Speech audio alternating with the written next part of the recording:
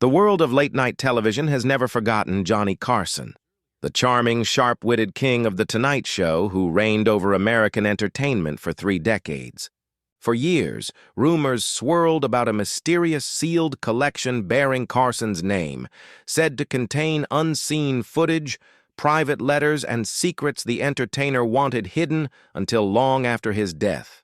Now, decades later, the Smithsonian Institution has finally unsealed this enigmatic archive, and what researchers found inside is rewriting everything we thought we knew about the man behind the curtain, tucked away in temperature-controlled vaults since the early 1990s.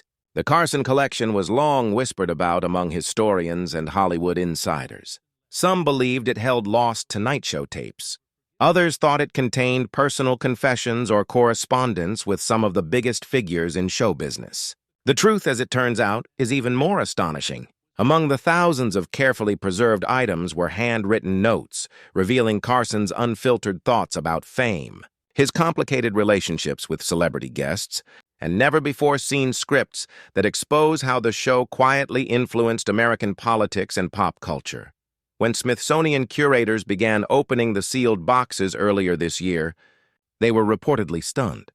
Inside were artifacts and recordings that could completely redefine Johnny Carson's legacy, not just as a late-night host, but as a private man burdened by secrets, regrets, and an influence far deeper than television ratings ever showed. What's emerging now is a portrait of Carson that the public was never meant to see, until today.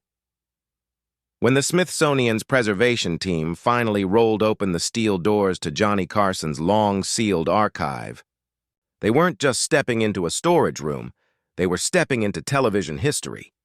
For decades, the boxes had sat untouched, marked only with a plain label: Carson Collection, Confidential. No one knew exactly what was inside. The few who did were bound by legal agreements preventing them from speaking publicly. But now, for the first time, the secrets of America's most beloved late-night host are beginning to emerge. The vault itself was a time capsule. Dozens of climate-controlled crates held everything from handwritten cue cards to rare, unreleased Tonight Show footage recorded before NBC's infamous tape-wiping era. Among the artifacts were Carson's personal monologue notes, filled with jokes he never told on air, some too controversial, others too personal. Each yellowed page carried the same meticulous handwriting, revealing a performer obsessed with perfection and timing. But what stunned archivists most wasn't the comedy. It was the vulnerability. One folder contained a collection of letters Carson wrote but never mailed. Addressed to famous friends, estranged family members, and even a few former co-stars, the letters painted a picture of a man struggling to separate Johnny Carson the entertainer from Johnny Carson the person. Sometimes, one note read, "I feel more like a reflection of the audience than a man on the stage. When they laugh, I exist. When they stop, I disappear." It was a haunting confession from a man who had spent 30 years making America laugh while quietly battling loneliness behind the scenes. Then came the tapes. Labeled simply "Do Not Air," the recordings captured moments cut from the live broadcasts, uncensored exchanges, off-script remarks, and intimate behind-the-scenes footage of Carson interacting with his crew. In one clip, he can be seen rehearsing a segment with Robin Williams, dissolving into laughter between takes, then suddenly turning quiet, lost in thought as the cameras stopped rolling.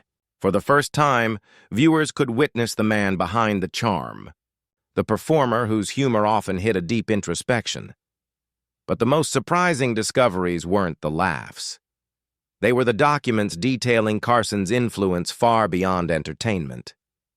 Several files revealed confidential correspondences with political figures, including presidents and world leaders, who sought his advice on public speaking, timing, and even television appearances.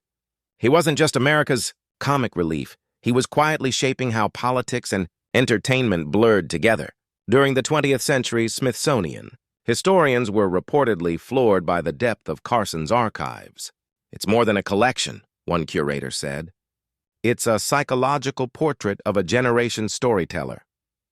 Every object, from his worn cufflinks to his annotated joke cards, carried traces of both brilliance and burden. One box even contained a small leather-bound journal in which Carson recorded his nightly reflections after each show. Some entries were simple, ratings notes, guest reactions, but others were painfully personal. I can make millions laugh but can't make one marriage last. As news of the discovery spreads, historians and fans alike are left wondering how these revelations will reshape Carson's legacy. Was he the ever-smiling entertainer who tucked America into bed each night? Or a complex artist wrestling with fame, privacy, and the loneliness of success? The Smithsonian plans to release a curated exhibit of selected items later this year, giving the public its first real look inside the mind of television's quietest legend. For now, though, one thing is clear. Johnny Carson's sealed collection didn't just preserve history, it redefined it. When Smithsonian archivists carefully threaded the first of Johnny Carson's unreleased tapes through a vintage playback machine, no one expected what they were about to see. The footage, untouched for decades, was labeled in Carson's tidy script, private rehearsals, not for broadcast. For years, rumors had swirled that Carson recorded behind-the-scenes footage never meant for public eyes. Those whispers turned out to be true, and what those tapes revealed stunned even the experts. The first reel opened with an ordinary rehearsal day at NBC's Burbank studios in the late 1970s. Carson, dressed in a casual sweater and holding his ever-present cigarette, paced the stage as he refined his timing and delivery. But the camera soon captured something that fans had never seen before, moments of frustration, self-doubt, and emotional exhaustion. "It's not funny anymore," Carson muttered off-camera during one break, rubbing his forehead. "They don't laugh the same way they used to." It was a candid glimpse of a man known for effortless wit, suddenly stripped of his public mask. As archivists watched more footage, they realized that Carson had been quietly documenting his creative process. Dozens of rehearsal tapes showed him workshopping jokes with writers, arguing over punchlines, and sometimes abandoning sketches altogether. In one scene, a young David Letterman can be seen nervously handing Carson a cue card. Carson smiles, gives him a nod, and mutters, "You'll do fine, kid." It's a small, almost fatherly moment that adds new depth to Carson's legacy as a mentor to the next generation of hosts. But not all the tapes were lighthearted. One particularly shocking reel captured an unrecorded interview with a Hollywood icon who spoke candidly about the dark side of fame, a conversation that was apparently cut due to pressure from network executives. In the footage, Carson sits silently for several moments after the guest finishes speaking, clearly conflicted. He finally leans forward and says quietly, "Maybe America isn't ready to hear that yet." Those words, preserved in grainy black and white, feel eerily prophetic today. What amazed researchers most, however, was how intentionally Carson appeared to preserve these tapes. Each was labeled and cataloged with care, as if he knew one day they would be found. The Smithsonian team theorized that Carson might have wanted future generations to see not just his perfect performances, but the flaws, the effort, and the human side of a man trapped beneath the weight of constant laughter. Several tapes even hinted at sketches and monologues that were never broadcast, some of them politically charged, others deeply personal. One unreleased monologue from the early 1980s, written in Carson's own hand, addressed his struggles with aging, fame, and public expectations. "The audience thinks they know me," he wrote, "but the man on TV is a costume I wear for an hour every night." Archivists have compared the discovery to uncovering a lost diary in moving pictures. Every frame carried a trace of emotion, authenticity, and vulnerability that television rarely captured in those years. "It's the rawest version of Carson we've ever seen," one preservationist commented. For the first time, we're not watching the legend, we're meeting the man. When snippets of the footage were shown privately to media historians, the reaction was unanimous. This was a cultural treasure. Plans are now underway for a Smithsonian exhibit titled "Johnny Carson, the Man Behind the Curtain," which will feature carefully restored clips alongside artifacts from his long career. Yet curators insist that not everything will be released to the public. Some moments, they say, are simply too personal, too revealing, and too sacred to the man's memory. For fans who grew up laughing along with Carson's midnight monologues, this unseen footage offers something deeper than nostalgia. It's a reminder that even legends wrestle with insecurity, exhaustion, and the fear of fading away. In these long-lost tapes, Johnny Carson isn't just the king of late night, he's human at last. Among the thousands of items recovered from Johnny Carson's sealed collection, none have drawn more fascination or heartbreak than his private letters. Stored in neatly bound folders and secured in a separate compartment of the vault, these handwritten pages reveal the inner world of a man whose public charm masked years of private turmoil. For decades, Carson's sharp humor and cool composure defined late-night television. But within these letters, he emerges not as the unflappable host America adored, but as a man haunted by regret, solitude, and the impossible standards he set for himself. Archivists describe the letters as raw, emotional, and deeply introspective. Many were addressed to people Carson never actually mailed them to. Old friends, former wives, even rivals in the entertainment industry. One of the earliest letters, dated 1973, was written to his mother, Ruth Carson, with whom he had a notoriously cold relationship. "You taught me to hide everything," he wrote in shaky pen strokes. Even laughter became a disguise. The note was never sent, but it shows how deeply Carson's strained upbringing shaped his emotional distance throughout his life. Another set of letters, written in the 1980s, appear to be unsent responses to fan mail. In one, Carson thanked a viewer who said his humor helped her cope with loss.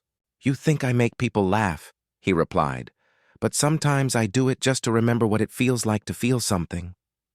That simple line stunned Smithsonian researchers. It captured the essence of Carson's complex relationship with fame. He gave the world laughter, but often couldn't share in it himself. The letters also shed new light on his turbulent personal relationships. To his third wife, Joanna, Carson confessed feelings of guilt and frustration over his inability to balance work and love. "The applause doesn't stop when I go home," he wrote. "It echoes in my head until there's no room left for anyone else." There were drafts of apology letters he never sent, and even one note to his sons expressing hope that they would find peace in ways I never could. It's a deeply human portrait of a father who spent his life in front of millions but remained emotionally distant from those closest to him. One particularly mysterious letter, dated 1987, was addressed to a close friend in Washington. The content suggested a personal friendship with a political figure, possibly a former president, though the Smithsonian has not publicly identified the recipient. In it, Carson reflected on the state of American culture and media manipulation. "Television is no longer about truth," he wrote. "It's about comfort. We're feeding people distraction and calling it connection." The line feels strikingly relevant even decades later, as if Carson foresaw the media-saturated world that was to come. Archivists also discovered a separate journal containing several unsent notes to the Tonight Show audience itself. One page simply read, "Thank you for letting me into your homes. I hope I earned your laughter even when I didn't deserve it." Another, written in 1991, just a year before his retirement, was more somber. "When the curtain falls, I'll finally find silence. I just hope I'm ready for it." To read these words is to witness the emotional weight of a man whose smile hid a storm. The Smithsonian's experts believe these letters will permanently alter how history remembers Carson, not just as a brilliant entertainer, but as a deeply reflective man wrestling with the cost of fame. Plans are underway to publish a curated selection of these writings in a forthcoming exhibit catalog, though some letters will remain sealed out of respect for personal privacy. Through these intimate revelations, Johnny Carson's private world finally comes into focus. Behind every perfectly timed punchline and every effortless grin was a man searching for meaning in a life spent under the spotlight. These letters prove that even the greatest entertainers carry the same quiet heartbreaks as the rest of us, only theirs echo in the silence after the laughter fades. By the time Smithsonian archivists reached the final section of Johnny, Carson's sealed collection? They thought they had seen it all, the rare footage, the private letters, the deeply personal reflections of a man who had shaped modern television. But buried at the bottom of the last crate, wrapped carefully in aging tissue paper, they found something that would redefine Carson's legacy entirely. It wasn't a script or a recording. It was a single, weathered envelope marked only with 3 words in Carson's familiar handwriting: for the future. Inside was a short, typed document, part essay, part confession, dated May 1993, just weeks before Carson's emotional farewell on The Tonight Show. The Smithsonian team, after verifying the authenticity of the paper and signature, realized they were holding what amounted to Johnny Carson's final message to the world. It wasn't written for fame or posterity. It was written to explain the man behind the laughter. "I've spent my life talking to millions," it began, but rarely said anything that was truly mine. The essay, spanning just a few pages, chronicled his reflections on fame, humanity, and the future of entertainment. Carson spoke candidly about how television had changed and how he feared it would continue to change. "We've turned conversation into noise," he wrote. "We chase the laugh before we earn it. When people stop listening, they stop thinking. That's when entertainment becomes empty." What stunned historians most was Carson's almost prophetic understanding of what media would become. He predicted the rise of shallow celebrity culture, the erosion of privacy, and the way technology would blur the line between real life and performance. "Someday," he warned, "everyone will be famous, but no one will truly be known." Alongside the essay was a small cassette tape labeled "For Archive Only." When carefully digitized, it revealed an unreleased audio recording of Carson speaking directly to whoever might one day discover it. His voice, steady, reflective, and unmistakably sincere, fills the silence. "If you're hearing this," he says, "then time has done what it always does. It's moved on without us. But maybe laughter doesn't die with the man who made it. Maybe it just waits for someone else to understand it." The message, only a few minutes long, ends with his signature sign-off: "I bid you all a very heartfelt good night." For those who have studied Carson's life, the discovery was nothing short of monumental. It reframed his legacy not simply as a pioneering entertainer, but as a quiet philosopher of his craft, a man who understood the cultural weight of laughter and the loneliness it could hide. One Smithsonian curator described the recording as the final curtain call he never made on television. The Smithsonian now plans to feature the essay and audio in a limited exhibit titled "Johnny Carson, The Last Word." Visitors will be able to read a printed copy of his farewell message while hearing the softly restored audio play in the background. The experience, according to early reviewers, is hauntingly powerful, an intimate encounter with the voice that once defined America's late nights. This final discovery not only deepens Carson's legend, it humanizes it.